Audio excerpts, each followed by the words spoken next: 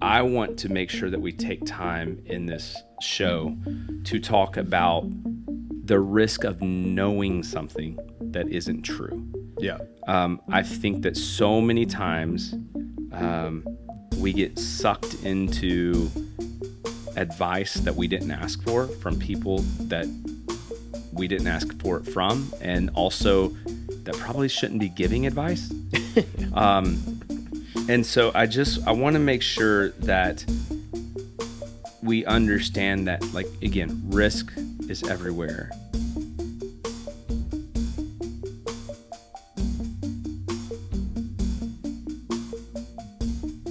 All right. Welcome to another episode of Money Therapy. I'm Brandon Chasteen. I'm Bill McGill. Bill, what are we talking about today? Today, we're talking about risk. Risk. So interesting thought. So what is risk? I think most of the time when people are talking about money, finances, investments, right, we tend to equate risk with the chance of losing money. And I think for most human beings, when we think of that, we think about, oh, well, if I put money in the stock market, it could go down. Yeah. That's true. It's very true. Right? But generally speaking about risk, like that's the funny thing is sometimes when we try to go to a safe place, letting the Indy 500 pass by our office here, when we let our... Sounds like a Harley. when we try to like get to a point where we're like feeling safe, sometimes we've actually just incurred a different risk. Yeah. And you know, one thing that I wrote down in show prep was, you know, the word trade-off. So like specifically, I'll give you an example. Yeah.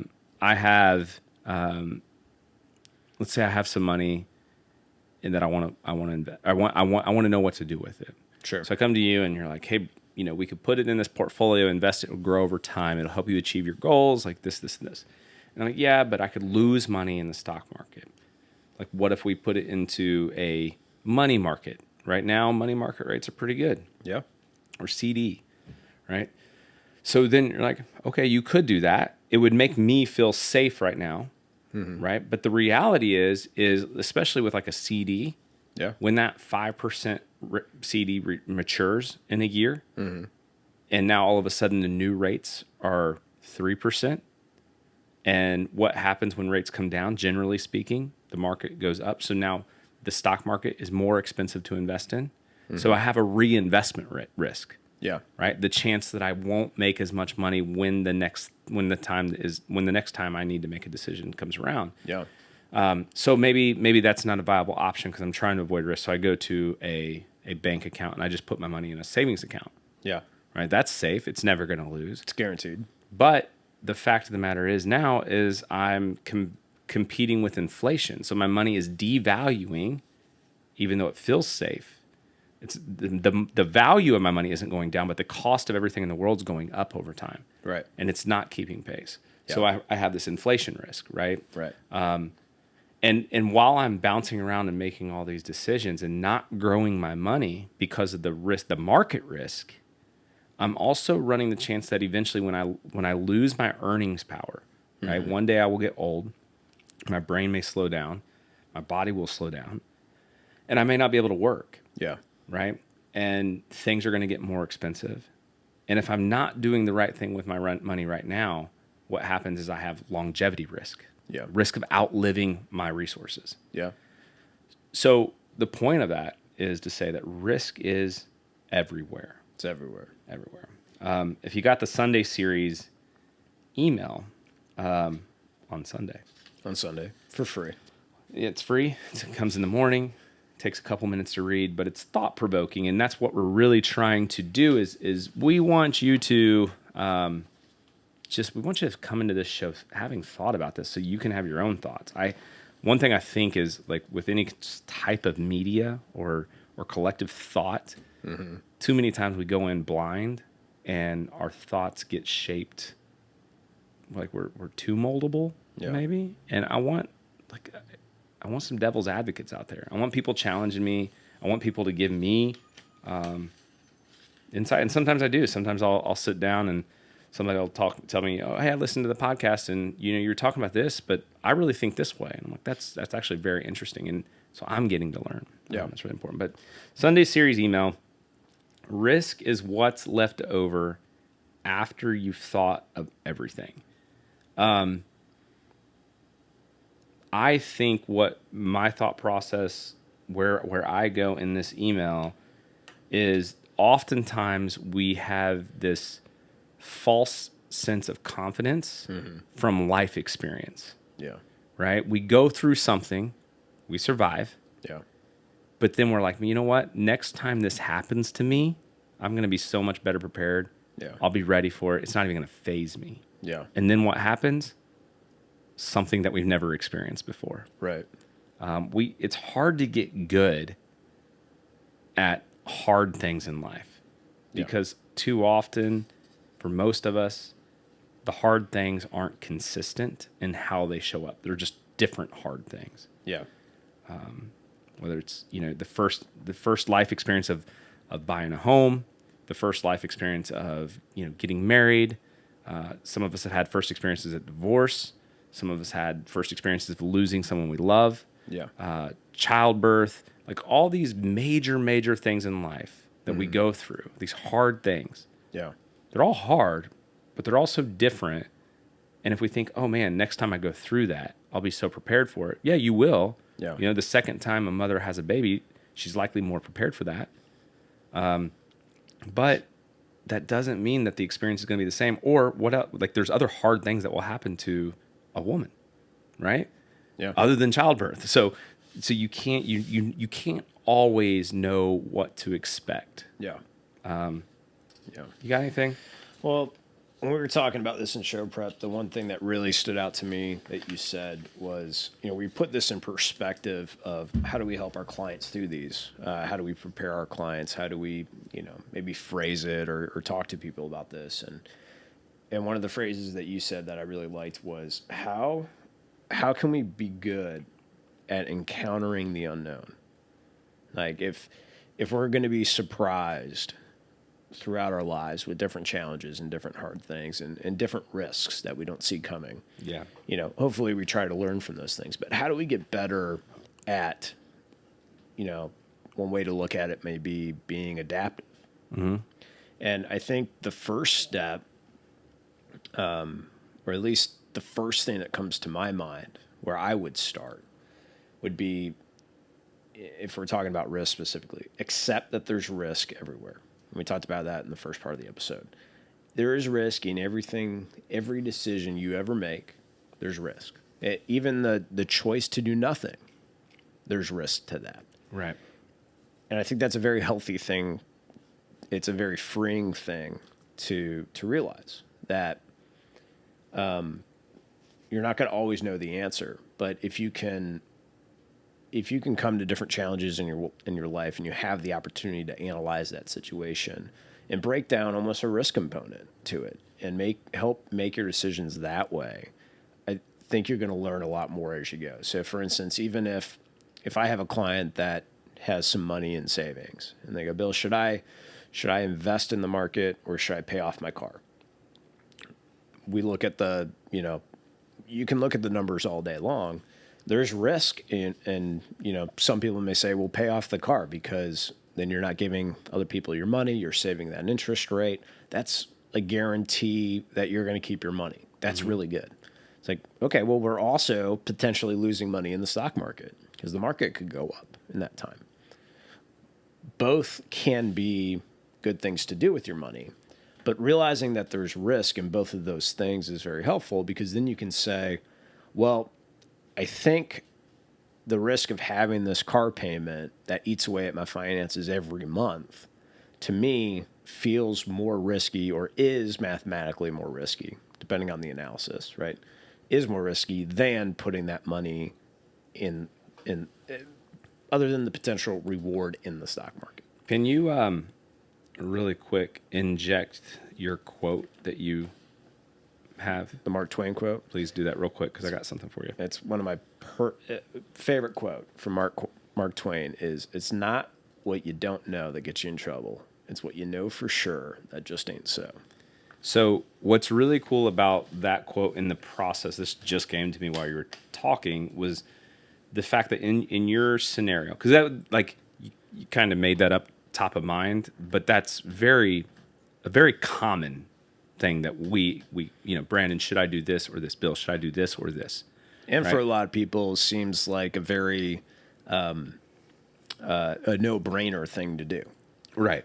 And so, but here's the critical thing about where I think success lies, and how do we get good at being prepared for the things that we don't know what's coming, being prepared for the unexpected, is that Encountering the unknown. What's really unique in the way that you presented that was, first of all, you dug into some analysis. Yeah. And you started asking a ton of questions to this made up client, right? Like, well, tell me what you think. Tell me how you feel about this. Tell me how you would feel about, having your car paid off, but also tell me how you feel about over the next couple of years paying off your car, but at the same time, the market goes up 20%. How would you feel about it? Yeah. You're doing all this analysis, and what you're doing by asking questions is you're inviting the client in to participate in a planning experience. Yeah. Right? And it's so much less about the plan, the end state. It's more about the process. I'm trying to teach that client how to analyze their own situation. And by teaching them, by inviting them in, they're participating. Yes. Right? And through that participation, trust is being gained.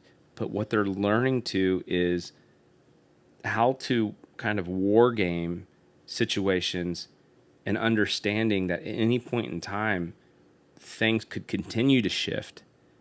And we have built something that's so flexible that I can continue to be adaptable.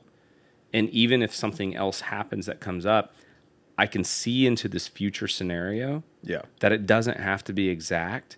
And I think that encourages resilience. Yes. And if I'm resilient and I'm adaptable, it's not that hard things are going to come up and they're all of a sudden going to be easy. Right. It's that hard things will come up and I'm going to have the confidence. Yes. To endure them, to get through them. And I think there's probably just going to be a lot more grace in that experience. Right? Yeah, I think to go directly off that point is when those hard things come up, being able to analyze as many scenarios of that situation as you possibly can. And we're talking about risk, the things that we don't see coming, and allowing yourself some grace, some cushion for risks that you don't see coming, and be okay with, well, this is how I'm going to plan on doing this. Mm-hmm. But something could always go wrong. So I'm going to try and account for something that I don't see coming with another option over here. But I really think this will probably work. But if it doesn't work, I got another option. I got a plan B. And I think that is what takes, when we say things like risk and inflation and growth and all these really pointed words, I think it takes the sting out of those words a little bit. And it takes the intensity when you can look at things from that angle and then build in, like I said, you get the choice to build in sometimes humility. Like, I know I'm doing the best I can here. I don't see everything. So in my decision, I'm going to leave a little cushion to try and account for that so that I can take that impact of not knowing it and learn from it and not be, financially ruined or anything. Yeah. I gave a presentation to a group of people. And one of the things that one of my slides was, what does success look like when I work with a financial planner? Because I think that there's a lot of people that don't really understand what success looks like. Like, how many financial planners, if you're listening, have come up to you and be like, oh, you should work with me. And you're just like, I don't even know how to measure success in that relationship. I don't even know what you do, dude. Like, yeah, and that's part of this show. Part of Money Therapy is hopefully you guys are listening and learning like, oh, financial planners actually do a ton more than just put money in a stock market, because that's honestly the least. I shouldn't say the least. It's not one of the most important things, and it's definitely not the hardest thing I do. Right. But two things I shared, like in terms of what success looks like when you work with a financial planner. One of them, first of all, there was like 12 that I shared, but one of them was prevailing through major life transitions. Right. And what I mean by that, so where this came from, I was in Afghanistan, and I was talking to a general at the time, and I was we were bantering back and forth, and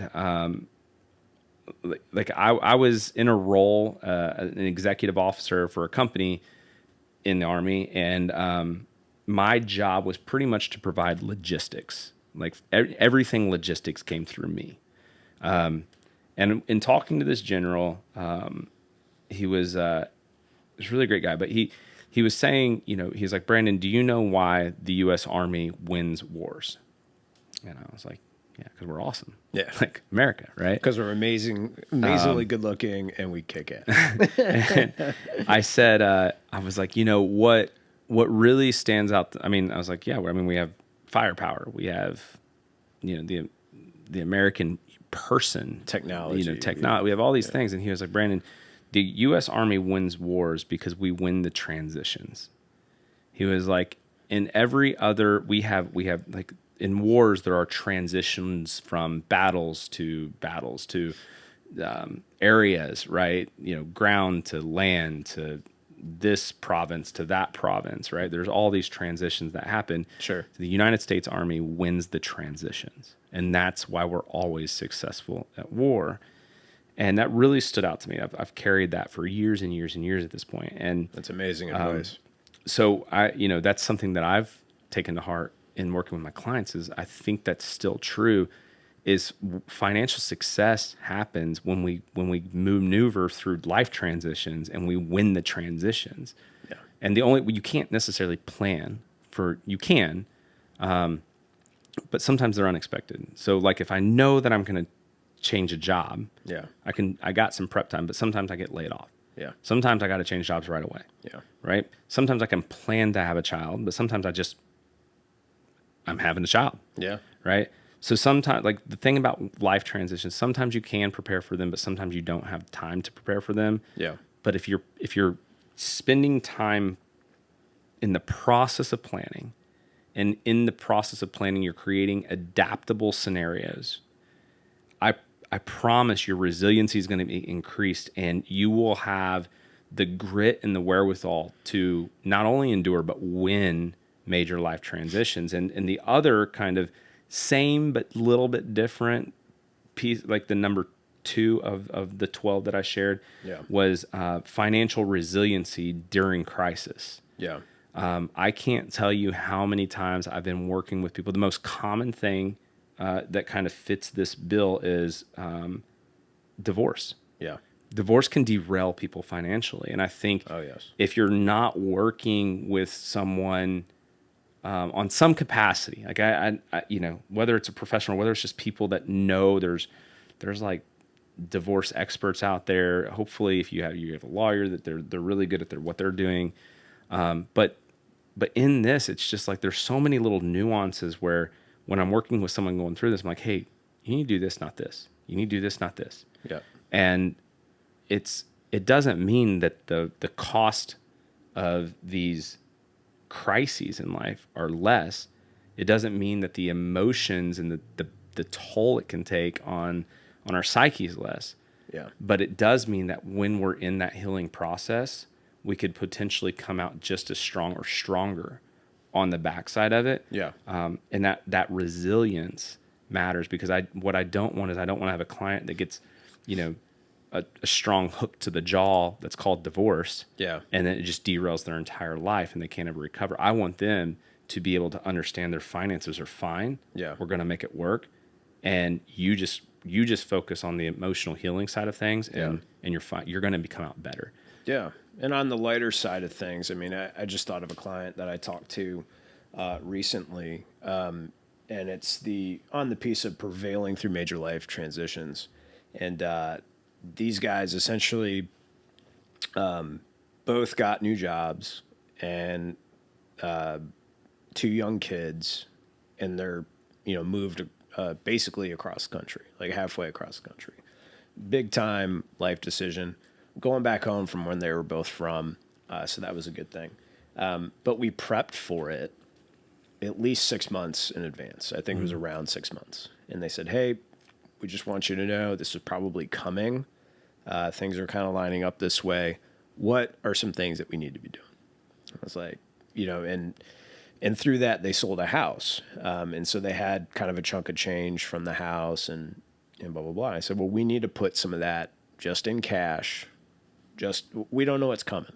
Like you could get there and hate your job, and you may need to come back here, or you change. Like we don't know what kind of house you're going to buy there. If you're going to buy a house, if you're going to rent, we don't know how long it may take. If this person is, a self-employed person, how long their income is going to take to come up. All these variables that come when we change, all these unknowns. And I just said, listen, we're going to put this chunk of change over here for exactly those things, right? Well, lo and behold, we've had several conversations where, they're going, hey, it'd be nice to have some cash. Is it okay that we pull from that bucket, right? I said, of course, that's exactly why we did this. Yeah. And they just like, all the stress, all the thing, like that's exactly why we put this money here. You know what I love about that story? What? Is what you offered was fundamental advice. Oh, nothing special. Have an emergency savings account. That's Well, and supplement it. Yeah. Give it a little boost because transition. Like Yeah. basic advice that gave that dude a huge sigh of relief. Yeah. And Love just, that. and I'm always talking, my thing is bucket of money and goal. And it's like, this bucket of money is for all the stuff we cannot plan for. That's what this is for. And, we don't necessarily need it, but it would be nice to have this in our bank account just in case. Yeah. And we'll replace it later. Okay. It doesn't derail their whole financial plan. They're saving for retirement. They're saving for the kids' college. They're doing all great things. And then lo and behold, she gets a job offer almost immediately after starting the new job. And it's this wonderful thing. She's super excited about it. It's going to boost their income really, really significantly. And it's like, hey, we might need, this is going to get us even more on track. But for right now, I just need a little more money for the daycare or whatever they got going on. Mm-hmm. And it just took everything out because we prepared for that. So I just wanted to give that as an example of, major life decisions are going to happen. Sometimes we have plenty of time to plan for them. Sometimes we don't have as much time. But you can make similar, an emergency fund like that is very fundamental and can pad you like that. Yeah. It's just a blanket example. I got a thought I want to share, but first, let's break for sponsors. Sponsors. A few years ago, I had the privilege of working with a wonderful couple that had big goals and an incredible work ethic. They made sacrifices and achieved tremendous success and even got to enjoy an early retirement. But tragically, the wife passed away after just 6 months of that retirement life. This experience shook me to the core and led me to reevaluate how I approach financial planning with my clients. I developed an ideology based on 5 pillars of fitness and happiness, and in no particular order, the pillars of finance, faith, physical and emotional well-being, and mental health. While I'm not a doctor, priest, or psychologist, I believe in the importance of addressing all of these pillars holistically alongside financial fitness. A few months ago, I decided to prioritize my own physical health. I focused on everything from eating well to sleeping better. However, I really struggled to find the right motivation to become a regular at the gym. That's when I reached out to an old friend and fitness professional, Sean Rodman. Sean has been a warfighter in the U.S. Army for 20 years. While serving, he acquired all kinds of fitness certificates and was designated to lead fitness programs for our nation's bravest warriors. Not just the fittest ones heading off to war, but also those injured and needing rehabilitation. When he retired, he started an online fitness company, Parabellum Fitness. He builds workout programs tailored to you, your goals, and even considers your old injuries. He also switches things up from week to week or month to month, so nothing ever gets old. In just a few months, I've experienced better sleep, improved mobility, increased energy, weight loss, and freedom from my old injuries. While I want my clients to achieve incredible financial success, I believe it's all for nothing if you cannot enjoy it. Go check out parabellumfitnessllc.com. That's parabellumfitnessllc.com. Follow them on Instagram or TikTok, really any social media platform. Go follow Parabellum Fitness and reach out to Sean.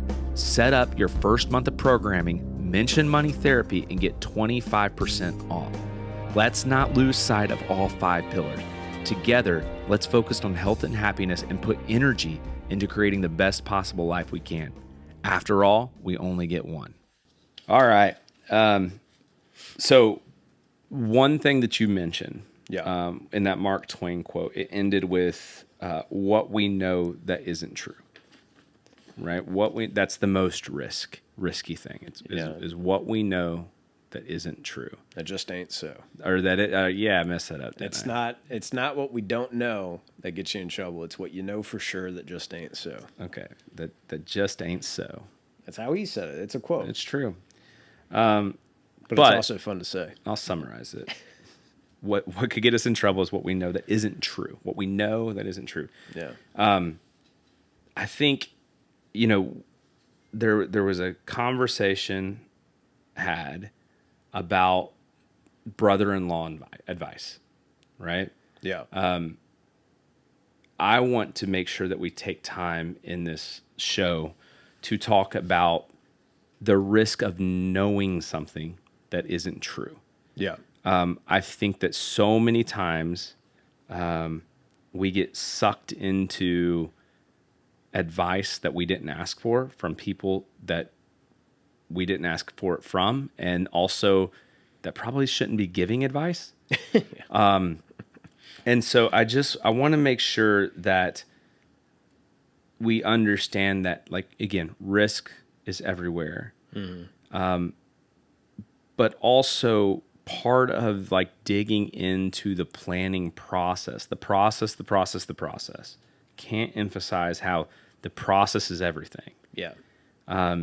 We can uncover things that may be true and that may be not true. Mm-hmm. And we really have to get past what we thought we knew before the process. Yeah.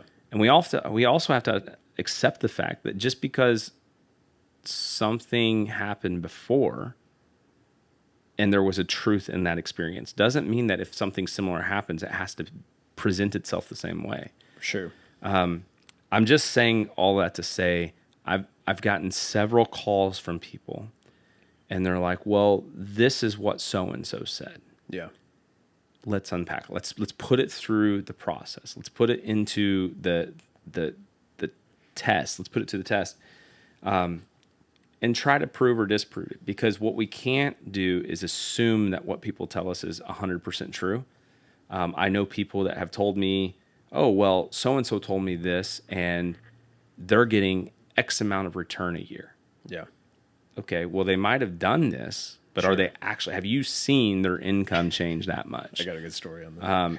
And the reason why that's so scary is because a lot of times, one, there's a lot of psychology that comes to this. There's this herding mentality, right? Mm-hmm. Where if I make a decision, a herding mentality, there's another one that I can't come to mind, but it's like opposite of herding mentality. Sure. So herding mentality is where everybody's doing something, so I want to do it. Yeah. I feel like I'm going to miss out if I don't take advantage of it, right? Yeah. So if everybody's, buying daisies, I'm going to buy daisies. Yeah. But on the flip side, and I don't remember the name of this behavior, but it's like if I do something, I'm going to encourage other people to do it too, so I don't feel like I've made a mistake. Yeah. And in that process, sometimes we might be like, well, I bought daisies and I'm buying them for $1. I bought a table off of Marketplace and I'm selling them for... Don't bring me into this. So now I'm going to go do it too, right? Yeah. Oh, I made $300. All right, well, whatever. I spent, spent 5 hours doing it. Oh, that was actually 20, but okay. I'm just messing with you. It's 50. The point is sometimes people present the situation that they've gotten themselves into Yeah. in not exact truth. Oh, yeah. Because they want you to come in, and obviously, like sometimes they want you to come in and be a part of it, so you can be like, "Hey, this is done. We got to get out." They need you to help them out. Yeah. I have a perfect example. What you got? So I had a client call me the other day, and they were like, I want to get more aggressive. I can't remember exactly what they said, but what stood out to me, she's like, well, I really want to turn up like the aggressiveness here because, how we do last year. I'm like, well, the market was down a lot last year. But we, were down less than the market or whatever the situation was. And they said, well, a lot of people made money last year. And I immediately went into, internally, oh man, well, I got to figure out why that is. Like, why is everybody doing better than us? But I immediately went into that. And then I paused, I took a breath, and then instead I went, wait, who made money last year? Like, who? And she paused, and she went, well, I don't know. She's got a great sense of humor. I love this client. But instead of biting into all that and buying into that maybe herd mentality or whatever it is, I just asked a very simple question. Wait, who are all these people? Because who are they? It was very hard to make money. I know that it's very hard to make money in the stock market when the stock market as a whole is down. It's just, very basically hard, right? It can be done, but I don't know anyone. A lot of risk. But I just kind of took a minute and said, wait, I don't know anybody who made money last year, and I'm in the industry. Right. So I said, well, who? And obviously, she said what she said, and we laughed about it. I was like, okay, well, then we're not going to do all of that. Sure. Per se, we can recalibrate and look at things, but we're not going to make any drastic decisions based on this they who's out there. So I think, to surmise all of this, this is a conversation about what risk is, but it's more so looking at the risk of the unknown, and that there is a possibility that you can prepare for the unknown but you cannot prepare for the unknown. And what I mean by that is simply that the preparation is not for knowing everything that might happen in the future. The preparation is, how do I make sure I'm participating in a process that is encouraging and increasing my adaptability, that is increasing my ability to win life transitions. Yeah. And is it based on fundamentals, or is it based on some random tall tale that somebody else told me? Yeah. And at the end of the day, is there a process that's gaining my trust, that I'm fully confident that will to better enable me to be resilient? Because there will be, every single listener here will go through something hard in life. Yes. You probably already have, and you're probably going to have to do it again. Yeah. And hard things are just hard. Yeah. And what I tell all of my clients is, when you go through that hard day someday in the future, what I don't want you to do is have to be worried about your finances while you're going through something hard. Right. I want you to be able to worry about the hard thing in front of you, get through it, and then be worried about healing from that thing. And then realizing, hey, I'm actually stronger on the backside, and financially I've been fine the entire time. That's what I want. Couldn't have said it better myself, my friend. Let's wrap it up, guys. The Sunday Series email goes out every Sunday. It's free. Brandon sends it out. If you want to be a part of that, you can find both of our emails under harpethwealthpartners.com. We are on Spotify, Amazon Music, and YouTube. YouTube, if you want to see our pretty faces. Apple Music or Apple Podcast. Oh, did I say Apple Music again? You said Amazon Music, which we are on Amazon, but we're also on Apple Podcasts. We're everywhere. We're everywhere that you can find podcasts. So check us out, share us. And we will see y'all next week. Bye, guys. Adios. We hope you learned something valuable today. We appreciate you including us in your journey towards financial betterment. It is important to us that you know this is for educational purposes only and not to be considered specific advice for any individual listener. If something we discussed is relevant to you and you have questions about how it might be uniquely applicable to you, please discuss that with a financial professional, or, of course, we are happy to have further conversations with you about your specific questions, needs, or circumstances. We welcome you to reach out to us via our website, harpethwealthpartners.com, or by emailing Brandon at bmc@harpethwealthpartners.com. Securities are offered through LPL Financial, member FINRA SIPC. Investment advice is offered through Private Advisor Group, a registered investment advisor. Private Advisor Group and Harpeth Wealth Partners are separate entities from LPL Financial.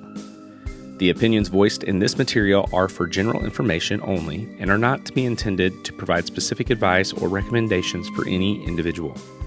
To determine which strategies or investments may be suitable for you, consult appropriate qualified professionals prior to making a decision. Investing includes risk, including fluctuating prices and loss of principal. No strategy assures success or protects against loss. All performance referenced is historical and is no guarantee of future results. All indices are unmanaged and may not be invested into directly. Hypothetical examples presented are not representative of any specific investments. Your results may vary. We want to thank you for your time, and we look forward to having you back next week.